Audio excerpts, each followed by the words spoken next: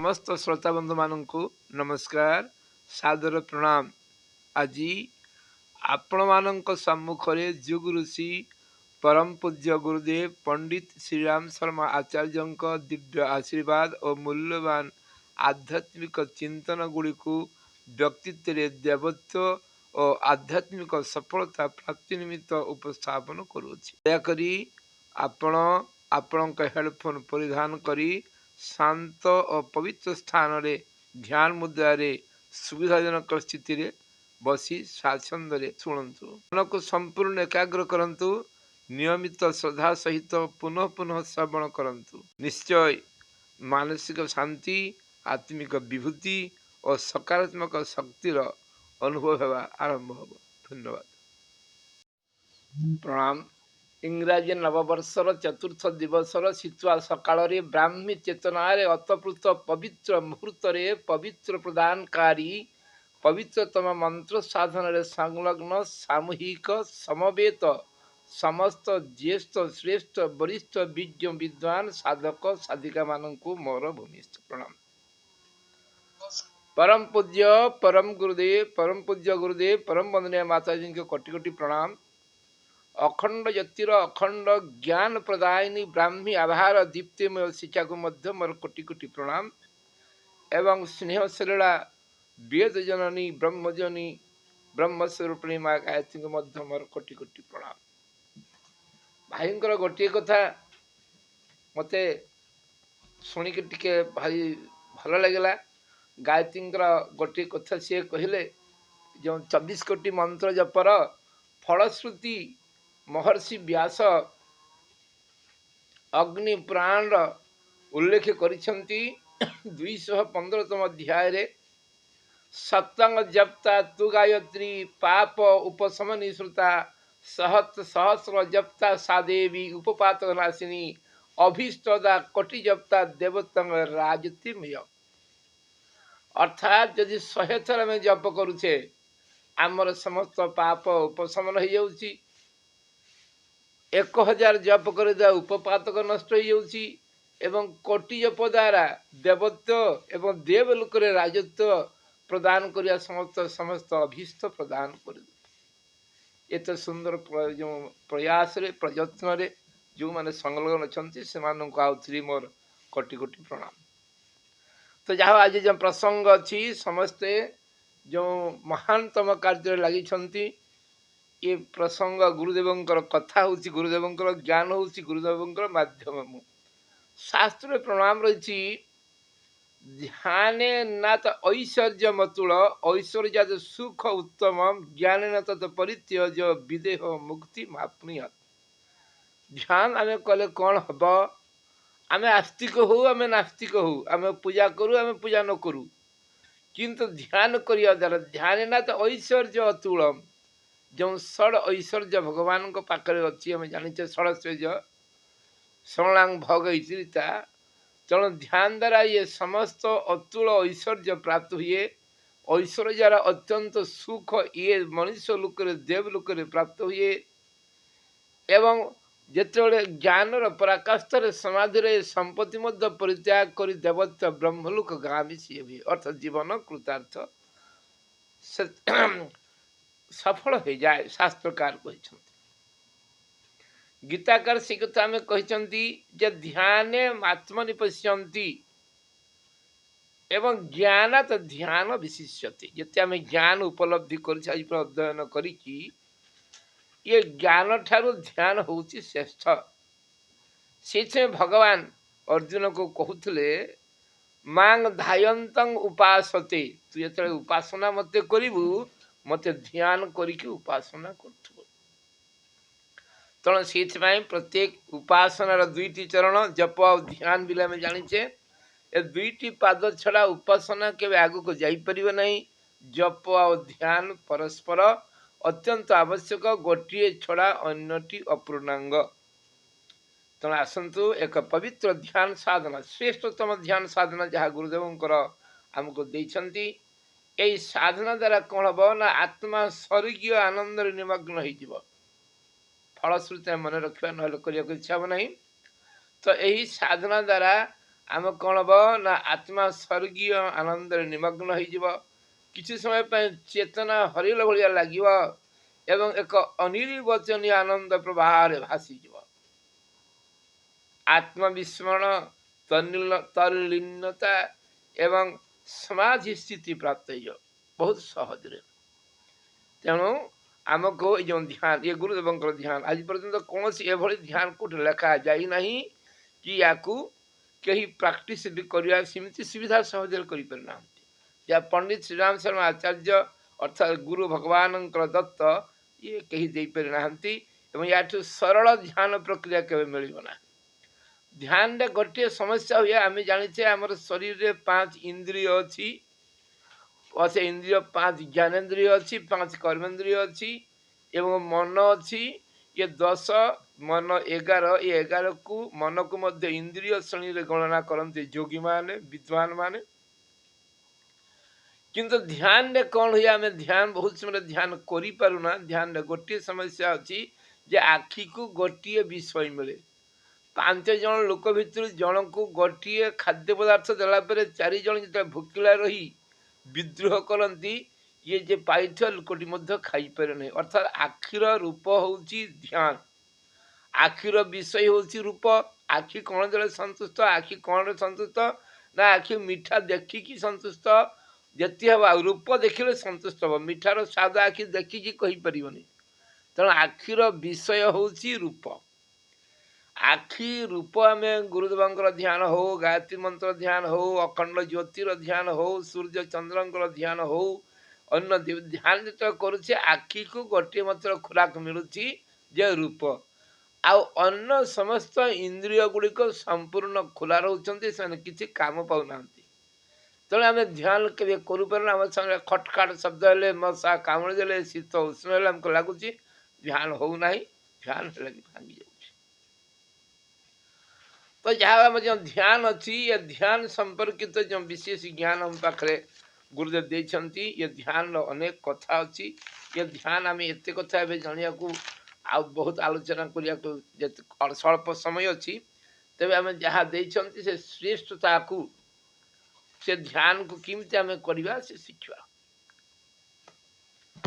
प्रत्येक ध्यान रे 3टी जिनिस अच्छी ध्याता ध्यान ध्येय ए 3टा जिनिस दिए ध्यान करुछि आमे आमे हला ध्याता ध्यान करुछि आमे कर्ता आमे जहा करुछे जो प्रक्रियाटा करुछे सेटा हला ध्यान जहा को करुछे सी हला कर्म जे पिलाटी विद्यालय को जाउछि पिला विद्यालय जीवा ये 3टा जिनिस भितर जिमते कर्ता कर्म क्रिया अछि सिमते ध्याता ध्यान ध्येय जी करुछि सी कर्ता जहा को करुछि सी कर्म जहा करुछि सी क्रिया अर्थात ध्याता ध्यान ध्येय आमे हेले ध्यान करुछु ध्याता एवं आकु आमे जो प्रक्रिया करुछि सी हला ध्यान एवं जहा को ध्यान करुछि सी हला ध्येय एबे आमको दरकार अछि कौन ना ध्याता आम पाखे उपकरण अच्छी मु निजे अच्छी ध्यान प्रक्रिया तो शिखुची 2टा है तृतीय जिनसटी आमको दरकार जो ध्येय प्रतिमा गुरुदेव कहले ध्येय प्रतिमा अर्थात सी कौन ना ध्येय प्रतिमा ने इष्ट निर्धारण में कह इष्ट जमी सर्वदेव नमस्कार प्रसन्न भाई आज इष्टदेव नमस्कार जनइले जहाँ को जीवन में बाछी ने जीवन मार्ग सरल हो जाए से इष्ट देवता को आम स्थिर करवा प्रथमे ध्येय प्रतिमा निर्णय करवा अर्थ इष्टदेव पुराणा भाषा गुरुदेव कहले इष्ट देवता निर्णय करवा एवं इष्ट देवता किमती हवा दरकार ना श्रेष्ठ हवा दरकार सुंदर हवा दरकार एवं राम हो कृष्ण हो शिव हो विष्णु हो दुर्गा हो गायत्री हो गुरुदेव हूँ गुरुमाता हो जहाँ को आमे आमर आवश्यक द्रव्यटी कौन है ना ध्येय प्रतिमा ध्येय प्रतिमा को जुगाड़ करदे एवं कौन रहा ना आम टाइमिंग केतबेले करूँ ना प्रातः सायं तो समय ठीक किंतु गुरुदेव कहले जिते सुविधा हम करें ताले आमे जहाँ को ध्यान करूँ तांकर गोटे सुंदर मूर्ति किंबा सुंदर चित्र प्रतिमा को संग्रह करिया को पड़ियो जोटा को हम भल पाउछे। गुरुदेव कहले बहुत लोग ध्यान करिया को बसी जानती इमिति आखि बंद करिकी बसी जानती आखि कौन ताको अंधारा छड़ा किछि देखा जीव नाही। जो जमी रे तांको मिलिछि जो आज्ञा चक्र ध्यान से साधना नाही सेतरे आखि बंद कले कौन देखा जीव ध्यान कौन देखा जीव आखि वो अंधारा किछि बसिबो अंधारा आलु कौन कौन हबो बंदी जो नहीं। आमको प्रथम कौन करिया पड़ियो ना ध्येय प्रतिमा ठीक कले से ध्येय प्रतिमा को आम कौन करवा ना प्रतिमा को आम स्थापन करवा कौटी स्थापन हम कांथरे तो लगे खटुल तो रखीचे मंदिर तो अच्छे नहीं आम भितर अंतकरण अर्थात आज्ञा चक्र से स्थापन होमती स्थापन हम गुरुदेव बतई आम जान ताले सी कहले जो मूर्ति रही दिन से मूर्ति को जो गायत्री मातार बड़ फटो सब बड़ फटो मिलूँ हाएस्ट बड़ जोटा सेटा आपण से पूजा घर नुहे मूर्ति को पूजा घर सब लगे दरकार जो आप सब बसचंती उठचंती सब नजर पड़ुची प्रत्येक दिन गोटे घंटा सकाल दिन सारा ये 2 मिनिट 3 मिनिट 5 अति कम गोटे दिन रे गोटे घंटा से मूर्ति को देखंतु प्रथम देखंतु किसी समय देखा किमती देखा ना गोटे गोटे अंग आदि हाथ गोड़ नख कान एककालीन समुदाय मूर्ति देखा क्षमता आम पाखे ना आम जोगी नहूँ आम ट्रेनिंग नहीं ना गुरुदेव कहले पार ना गुरुदेव कहले ध्यान बेले केते सेकेंड ही मन गोटे जगह ध्यान कौन कर तेणु प्रथम ध्येय प्रतिमा को आम इष्ट प्रतिमा निर्धारण कले स्थापन कले जो रखिले किसी दिन अभ्यास तालीम पर कौन हम ना आखि बंद करदे हाथ देखुन झापसा देखा आउ कि झापसा क्लीयर देखा इमती किसी दिन देखागला पूरा हाथ गोड़ मुंड पूर्ण प्रतिमा ध्यान करंतु ध्यान कला देखा ये ईश्वर स्थापन स्थापन कौन हम ना जिते आखि बंद कर गायत्री माँ देखा सी आपंकर मूर्ति स्थापन है ध्यान है ना कौन हम ना प्रथम जहाँ ध्यान गायत्री हो गुरुदेव हूँ राम हूँ कृष्ण ध्यान सब रिजल्ट सामान हम आम जो इष्ट नियंतु गुरुदेव लिखते ऑप्शन समस्त जो इष्ट खुशी लगे से ऑप्शन नहीं जातु किंतु तांको एते बारीक से एते सूक्ष्मता सहित प्रत्येक अंग अवयव को देखिकी आखि बंद कर ले देखा अंधार देखा ना ये मिनिमम 3 मास भर सिद्धि हो आम 30 वर्ष दीक्षा नहीं से पर्यंत करना किंतु ये आम करिया पड़ो आज पाखु आज जो गोटे नुआ वर्ष ए 2026 ये साधना आम सिद्धि हवा निहत 1 वर्ष भितर पूरा सिद्धि प्राप्त ताले प्रथमे आम जो कौन कले ना ध्येय प्रतिमा इष्ट स्थापन कले जहाँ खुशी है मन कर गायत्री मूर्ति नहीं बर्तमान आम आखि बंद कले गायत्री माँ देखा आज पर्यंत समस्त जिते जोगी माने आसिले गुरुदेव को बाद देले ख्रीष्टपूर्व 500 पाखर बुद्धदेव जिते बर्तमान सुधा ध्यान लिखाई अनेक ध्यान पुस्तक लिखाई जुग पुस्तक लिखाई इवन पतंजलि महर्षि जुग पुस्तक लिखाई से अभिनव प्रणाली लेखा ना 300 रु 400 ध्यान पुस्तक मो जीवन में पढ़ी किंतु आपणकर अभिनव पुस्तक कहीं लिखि ना ना बौद्ध ना जैन ना ईस्टर्न वेस्टर्न न बड़ी कहीं लिखि ना ये आम लिखिले कौन सी कौन खाली ध्यान को एकाग्रता कही ध्यान रे दिव्य गुण को कहीं मिसई ना गुरुदेव चमत्कार अच्छी जे ध्यान को दिव्य गुण रे मिसई एवं जो प्रतिमा को 6 मास देखला पर स्थिर हो गला से आम कौन करवा ना ईश्वरीय प्राण प्रतिष्ठा करवा दिव्य प्राण प्रतिष्ठा करवा मूर्ति देह प्रतिमा स्थापना से प्राण प्रतिष्ठा करवा आम कौन करवा ना ये मूर्ति को आउ आम काठ पत्थर माटी कागज मूर्ति भावे गुरुदेव कहले ये मूर्ति भावत नहीं एक जीवंत प्रतिमा गायत्री हेले गायत्री राम हेले राम कृष्ण हेले कृष्ण ये आखि बंद कर देखा सी होती जीवंत प्रतिमा जीवंत कहीं भितर ये शरीर समस्त क्वालिटी अच्छी मनर समस्त क्वालिटी अच्छी से शुणुंट जानुंट अनुभव भी करुँच आखि बंद कर देखुचे अन्य समस्त पुस्तक एकाग्रता किसी मिलनी एकाग्रता वैज्ञानिक इंजीनियर मानकर अच्छी किसी हेनी जुग परिवर्तन हम ना ତେଣୁ ତାଙ୍କ ପାଖରେ କ'ଣ କରିବା ନା ଈଶ୍ୱରୀୟ ପ୍ରାଣ ପ୍ରତିଷ୍ଠା, ଇଏ କ'ଣ କହୁ ନା ଈଶ୍ୱରୀୟ ପ୍ରାଣ ପ୍ରତିଷ୍ଠା ଗୁରୁଦେବ ଲେଖିଛନ୍ତି। ଏବଂ ଆଉ ଗୋଟେ ଜିନିଷ ପ୍ରତିଷ୍ଠା କରିବାକୁ ପଡ଼ିବ, ଯେଉଁମାନେ ଆମମାନଙ୍କର ରୁଗ୍ଣ ଅଛି, ମୋର ଆଖି କାନ ନାକ ପେଟରେ ଯେଉଁଠି ବି ଯେଉଁ ରୋଗ ଅଛି, ଅର୍ଥାତ୍ ଯେମିତି ଯେଉଁ ସେ ଅବୟବ ଧ୍ୟାନ କରିପାରନ୍ତି, ଆପଣ ଯେମିତି ଶରୀରକୁ ଧ୍ୟାନ କରିବେ ଆପଣଙ୍କ ସେମିତି ଶରୀର ହେଇଯିବ। ସେ ଭୃଙ୍ଗ କୀଟ ଭଳିଆ ଯେମିତି ଗାୟତ୍ରୀ ମହାବିଜ୍ଞାନର ତୃତୀୟ ଭାଗରେ ମନୋମୟ କୋଷ ଆପଣମାନେ ଅଧ୍ୟୟନ କରିଛନ୍ତି। ଏଇ ଯେଉଁ ଦେହ ପ୍ରତିମା ଦେଖିଛନ୍ତି ସେ ଦରମଲ ନୁହେଁ, ସୁଦୃଢ଼ ଶରୀର, ମାଂସଳ ଚେହେରା, ରକ୍ତରେ ଚକମକ ହେଉଥିବା ଆକର୍ଷଣୀୟ ଚେହେରା, ବଡ଼ ନେତ୍ର, ପତଳା ଓଠ, ସୁନ୍ଦର ଦାନ୍ତ, ଉଚ୍ଚରୁ ଉଚ୍ଚତର ସୌନ୍ଦର୍ଯ୍ୟ ସ୍ଥାପନ କରନ୍ତୁ ଗୁରୁଦେବ କହିଲେ। ଏ ସମସ୍ତ ଭାଷା ଗୁରୁଦେବଙ୍କର, ମୁଁ ଖାଲି ଭାଷାନ୍ତର କରିଛି। ଶରୀର ଦୃଷ୍ଟିରୁ ଆମେ ଶରୀର ଦୃଷ୍ଟିରୁ ଉଚ୍ଚ କଳ୍ପନା, ଯେମିତି ସୁନ୍ଦର ଶରୀର ଆମେ ଚାହୁଁଛେ ଯେମିତି ଦେଖିବେ ସେମିତି ସୁନ୍ଦର, କେଡ଼େ ସୁନ୍ଦର ମନୋହର ମନୋଲୋଭା ଆକର୍ଷଣୀୟ ଇଏ ସ୍ଥାପନା। ତାହେଲେ ପ୍ରଥମେ ରୂପ ସ୍ଥାପନା, ରୂପରେ ଜୀବନ ସ୍ଥାପନା ବା ଜୀବନ୍ୟାସ। ତାପରେ ଆମେ କ'ଣ କରୁଛେ ନା ମାନସିକ ଗୁଣ ପ୍ରତିଷ୍ଠା କରିବା। ଯେ ମୂର୍ତ୍ତିକୁ ଆମେ ଦେଖୁଛେ ଏତେ କ୍ୱାଲିଟି ସେ ତାଙ୍କ ପାଖରେ କ'ଣ ଅଛି ନା ସତଗୁଣ ରଜଗୁଣ ନାହିଁ। ଆମେ ସତଗୁଣ ରଜଗୁଣକୁ କଳ୍ପନାକୁ କେବେ ଆଣିବା ନାହିଁ। ସତଗୁଣରେ ଦୁଃଖ ଦରିଦ୍ରତା ଅହଙ୍କାର ଘୃଣା ରଖିବା ନାହିଁ। ରଜଗୁଣର ଧନ ବୈଭବ ସୁଖ ଲାଳସା ଭୋଗ ବାଦ ଦେଇଦେବା। କ'ଣ ତାଙ୍କ ପାଖରେ ଅଛି ନା ପ୍ରେମ ଦୟା ଶ୍ରମ ସହାୟତା ସେବା ଉଦାରତା ତ୍ୟାଗ କରୁଣା ପ୍ରସନ୍ନତା ପରମାର୍ଥ ଉଚ୍ଚ ଦୈବୀ ଗୁଣ ଗୁଡ଼ିକୁ ଆମେ ଦେଖିବା। ଯେତିକି ଯେତିକି ସଦ୍ଗୁଣ ତାଙ୍କ ପାଖରେ ସନ୍ନିହିତ ଦେଖିବା ସେ ସମସ୍ତ ଆମକୁ ମିଳିବ। ଆମକୁ ଦୁଃଖ ହେଉଥିବ ରଜଗୁଣର ବୈଭବ ସମସ୍ତଙ୍କୁ ଦରକାର। ଗୁରୁଦେବ କହିଲେ ସଦ୍ଗୁଣର ଛାୟାରେ ରଜଗୁଣର ପ୍ରବଳତା ଉପଲବ୍ଧି ହବ। ତେଣୁ ଆମକୁ କ'ଣ କରିବାକୁ ପଡ଼ିବ ନା ମୂର୍ତ୍ତି ସ୍ଥାପନ ପରେ ଆମେ ପ୍ରତିଷ୍ଠା କଲେ ପ୍ରଥମରେ ତାଙ୍କ ଶରୀରରେ ଆତ୍ମ ପ୍ରତିଷ୍ଠା, ପ୍ରାଣ ପ୍ରତିଷ୍ଠା, ସଦ୍ଗୁଣ ଗୁଡ଼ିକର ପ୍ରତିଷ୍ଠା,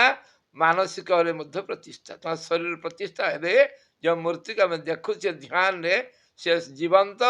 ଆଉ ସମସ୍ତ ଗୁଣ ଅବୟବ ସାକ୍ଷାତ ମା ଅଛନ୍ତି। ଆଖି ସିନା ବନ୍ଦ ଅଛି। ଏବେ ଧ୍ୟାନ ସ୍ଥାନ ଆପଣ ଠିକ ଦୁଇଟା ଜାଗା ଧ୍ୟାନ ସ୍ଥାନ ଆପଣ ଯେଉଁଠି ଘରେ ବସିକି ଯେଉଁ ଜାଗାରେ ଆପଣ କରୁଛନ୍ତି ସେଠି କରିପାରିବେ। ଆପଣ ଧ୍ୟାନ କେଉଁଠି କରିବେ? ଧ୍ୟାନ ଆପଣ ବ୍ରହ୍ମାଣ୍ଡରେ ତାଙ୍କୁ ଧ୍ୟାନ କରିପାରନ୍ତି କିମ୍ବା ମସ୍ତିଷ୍କରେ ଧ୍ୟାନ କରିପାରେ। ଆଖିରେ ବନ୍ଦ କରି ଆପଣ ଆଖିରେ ଧାରଣା କରନ୍ତୁ କିମ୍ବା ଆଜ୍ଞାଚକ ଦ୍ୱାରା ବ୍ରହ୍ମାଣ୍ଡର ଯେଉଁଠି ସୁନ୍ଦର ଜାଗାରେ ଧ୍ୟାନ କରନ୍ତୁ, ମହାଶୂନ୍ୟର ଧ୍ୟାନ କରନ୍ତୁ। ଏ ଦୁଇଟା ଜାଗା ଆପଣଙ୍କୁ ଆଇଦର ଅର୍ ମସ୍ତିଷ୍କରେ ଧ୍ୟାନ କରିପାରନ୍ତି କିମ୍ବା ବ୍ରହ୍ମାଣ୍ଡରେ ଧ୍ୟାନ କରିପାରନ୍ତି। ଏବେ ଗୋଟିଏ କାମ ସରିଗଲା। ଏବେ ଆମେ ମାଙ୍କର କିମ୍ବା ଯେଉଁ ଈଶ୍ୱରଙ୍କର ମୂର୍ତ୍ତି ସ୍ଥାପନ କରି ପ୍ରାଣ ପ୍ରତିଷ୍ଠା ସରିଗଲା। ଆଖି ବନ୍ଦ କଲେ ସେ ଝଲ ଝଲ ଦେଇଛି, କେଡ଼େ ମନୋହର ସୁନ୍ଦର ଜୀବନ୍ତ ପ୍ରତିମା ଆମ ସାମ୍ନାରେ ଅଛି। ଆଖି ବନ୍ଦ। ଏବେ ଆମକୁ କ'ଣ କରିବାକୁ ପଡ଼ିବ ନା ସେ କହିଲେ ଶ୍ୱାସ, ଆମେ ଯେଉଁ ଶ୍ୱାସ ଦେଉଛି ଆମେ ଶ୍ୱାସକୁ ଟିକେ ଧ୍ୟାନ ଦେବା। ଆମେ ଯେଉଁ ନିଶ୍ୱାସ ନେଉଛେ ନିଶ୍ୱାସ ପ୍ରତି ଧ୍ୟାନ ଦେବା। କାହିଁକି ନିଶ୍ୱାସର ବିଶ୍ୱାସ ନାହିଁ। ଏ ନିଶ୍ୱାସକୁ କ'ଣ ଧ୍ୟାନ ଦେବା ନା ନିଶ୍ୱାସ ଯେତେବେଳେ ବାୟୁର ଦୁଇଟା ଗୁଣ ଅଛି, ଗୋଟେ ଶବ୍ଦ ଆଉ ଗୋଟେ ସ୍ପର୍ଶ, ଏ ଦୁଇଟା ଯାକ ଅନୁଭବ କରିବାକୁ ପଡ଼ିବ। ଦୁଇଟା ଯେଉଁ ତଥ୍ୟର ଗୁଣ ଅଛି। ଆମେ ଯେ ଶ୍ୱାସ କ'ଣ ନା ସକାରଣ ବହିର୍ଯାତି ହ କାରଣ ବିଷତ୍ପନ ହଂସ ସହଙ୍ଗତି ମନ୍ତ୍ର ଜୀବ ଜପତି ସର୍ବଦା। ଏଇ ସହଂ ଧ୍ୱନିକୁ ଧ୍ୟାନ କରିବା। ଟିକେ ମୂର୍ତ୍ତି ରହିଛି ଧ୍ୟାନ ଆଖିରେ, ଏ ଯେଉଁ ଶ୍ୱାସ ପ୍ରତି ମଧ୍ୟ ମନ କଳ୍ପନା ସିଆଡ଼େ ଯିବ। ଆଖିରେ ମୂର୍ତ୍ତି ଅଛି ଆଉ ଅନୁଭବକୁ ତ ଦେବାକୁ ପଡ଼ିବ ନା। ତେଣୁ ଆମେ ଜାଣୁଛେ ଆମେ ଯେତେବେଳେ କୁମ୍ଭକ କରୁଛେ କି ପ୍ରାଣାୟାମ କରୁଛେ, ପ୍ରାଣାୟାମର ଚାରିଟା ପାର୍ଟ ଅଛି। ଗାୟତ୍ରୀ ମନ୍ତ୍ର ଅନୁସାରେ ଚାରି ପାର୍ଟରେ, ଚାରି ପାର୍ଟର ଚାରିଟି ଭାଗରେ ଅଛି। ପୂରକ, ଅନ୍ତକୁମ୍ଭକ, ରେଚକ, ବାହ୍ୟ କୁମ୍ଭକ। ଏଠି ଅନ୍ତକୁମ୍ଭକ ବାହ୍ୟ କୁମ୍ଭକ ବାଦ ରହିବ। ଆମେ ଖାଲି ସ ଆଉ ହଂ ଉପରେ ହିଁ ଧ୍ୟାନ ଦେବା। ଆଖିରେ ଧ୍ୟାନ ଅଛି, ଆଖିକୁ ଆଖିର ବି ସେ ରୂପ ମିଳିଛି। ଏବେ ନାକ କଥା ଭାବନା ପଡ଼ୁଛି, ତା ସହିତ ଭାବନା କରିବାକୁ ପଡ଼ୁଛି। ସ୍ୱହଂ ଧ୍ୱନି ଶ୍ରବଣ ନିମିତ୍ତ ଆମେ ଚେଷ୍ଟା କରୁଛେ, ଶ୍ରବଣ କରୁଛେ। ଏଇ କାନକୁ ଆମେ ଉଚ୍ଚାରଣ କରୁଛି କି ନାହିଁ ନାକ, ତାକୁ ଦାୟିତ୍ୱ ଦେଲା। ଆଖିକୁ ଦେଲେ ରୂପ, କାନକୁ ଯେଉଁ ସ୍ୱହଂ ଧ୍ୱନି ଉଚ୍ଚାରଣ କରୁଛେ ଧ୍ୟାନ ସହିତ ସ୍ୱହଂ ଧ୍ୱନିକୁ ମଧ୍ୟ ଆମେ ଦେଇଦେଲେ ए सहंग माने ध्वनि शुणा कान को नियुक्ति करदे कान काम पाइला आखि काम पाइला एबे जिह्वा अच्छी जिह्वा को मानसिक से जप करुचे जिह्वा सीना हलु ना भितर किंतु जिह्वा को गुरुदेव को ड्यूटी दियो ये गुरुदेव कहते जिह्वा को जप कार्य नियुक्ति कर दियो ये जो रस इंद्रिय अच्छी से सहंग सहंग जप करू भावना कर बोले जिह्वा सहंग सहंग जप करुची आखि रूप पाई कान शब्द पाई एवं जिह्वा जप कर कार्य पाई एवं नासा को देवा अनुभव एगुड़िक हो कि नहीं तो अनुभव कर नासा लिखाई जाए मन रखे पड़े बाह्य इंद्रिय कौन सी काम करूना शरीर शांत मन शांत विचार शांत भावना शांत अच्छी स्थूल इंद्रिय सेना स्थूल शरीर रे बंद कर सूक्ष्म इंद्रिय सूक्ष्म शरीर रे समस्त सूक्ष्म इंद्रिय जे जहाँ काम रे व्यस्त अच्छा एवं एवं कौन बाकी रहीगला ना एवं स्पर्श इंद्रिय आम गोटे कथा नासा को दे अनुभव को किंतु आम स्पर्श ठाकुर को छुई पारुने श्वास सी कहले श्वास कौन अच्छी श्वास स्वशब्द सहित से देह प्रतिमा को ईश्वर मन करवा जो श्वास बाहरी जाऊँगी आखिरे रूप अच्छी एवं आम जाना स्व जो शब्द हो शुणी स्वशब्द जा ध्यान प्रतिमा रे मिसी जाऊँगी आम छुचे जो स्व शब्द ने स्व शब्द आम छुईकी आसूची स्व शब्द जो छुईकी आसूची आम ईश्वर स्व निश्वास नौचे से देह प्रतिमा को ईश्वर मन करवा एवं श्वास जो शरीर आपे आपे आम समय निर्गत हो जाए स्पर्श करुचे आम स्पर्श छुचे अनुभव करुचे गीता पहुँचते पढ़ुचे गीतार साधना करूना गीता जो दिखाई अनन्या भक्ति अनन्या कौन से अन्न मु अन्न नहीं अन्न अन्न नुहे सुखे न ब्रह्म संस्पर सम किमती हम गीता साधना गुरुदेव लिखले ब्रह्म को छुईबे किमती न सुखे न ब्रह्म संस्पर्शम अत्यंत सुखम अत्यंत सुख आम कौन करवा ना श्वास जो बाहरी आसिकी माने स्पर्श कर ध्यान प्रतिमा भावना करिया ध्यान प्रतिमा हंग सहित श्वास जाकि छुई स्पर्श करुच्ची अर्थात जीव बाहरी जाकि परमात्मा रे मिसी जाउची ध्यान प्रतिमा रे मिसी जाउची जीव वर्तमान गुरुदेव लिखिले भावना करवा जीव वर्तमान शरीर छाड़ी देह प्रतिमा रे ईश्वर रूप से प्रवेश हो जाउची ह शब्द सहित आखि बंद अच्छी ह शब्द सहित से देह प्रतिमा तो देखा जाउची से अभ्यास कराई एम कौन होचे ना आम प्रवेश कर साधक ध्याता प्रवेश कर दुईटा कथा एक कालीन हो धारणा करी जो दिव्य गुण गुड़िक धारणा करुचे करके स्थापन करुचे सद्गुण गुड़िक अच्छी एवं आम ध्यान द्वारा प्रवेश कर एक कालीन दुईटा कथा समाधि स्थिति आरंभ हम धारणा भी अच्छी ध्यान भी अच्छी ईष्टदेव स्थापना से सत्यत्व गुड़िक जो स्थापित ध्यान है जो ध्यान कथा कौन गुरुदेव कहले ना इष्टदेव को स्मरण एवं सहित निज को संबंधित करुचे स्पर्श करुचे विसर्जन करुचे ये जो करुचे या द्वारा हमको कौन हो ना आम तल्लीन हो जाऊे तत्युक्त लीन तल्लीन तद्युक्त मय तन्मय तद्युक्त भाव तद्भाव एवं कौन हो तद्भाव तल्लीन तन्मयता आसी जाऊे एवं आम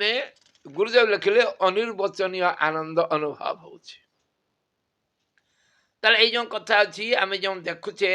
जो ध्यान को आम इमिति प्रथम देह प्रतिमा निर्धारण करवा से स्थापन सद्गुण गुड़िकर दिव्य शरीर स्थापना तापर ध्यान अभ्यास हो गला देखिक अभ्यास हो पांचटी इंद्रिय आम ध्यान श्वास प्रश्वास ध्यान दवा ताको अभ्यास करवा एवं श्वास प्रश्वास को प्रतिमा सहित जोड़ा एवं ध्यान करुवा समय एगुड़िक निर्दिष्ट निर्दिष्ट प्रक्रिया जहाँ गुरुदेव कहते से गुड़िक जोड़ीदे एवं से गुड़िक जोड़ी देकी आम अभ्यास करवा एवं निश्चित भाव में अति सहजरे ध्यान लगिज आपण अभ्यास 2-5 दिन भीतर अनुभव करेंगे तेणु आपण को ये हूँ ध्यान गभीरतम श्रेष्ठतम एवं उच्चतम प्रक्रिया या सहज उपाय ध्यान करें नहीं या जो आपणकर निर्विकल्प सविकल्प समाधि स्तर आसो पर पर्याय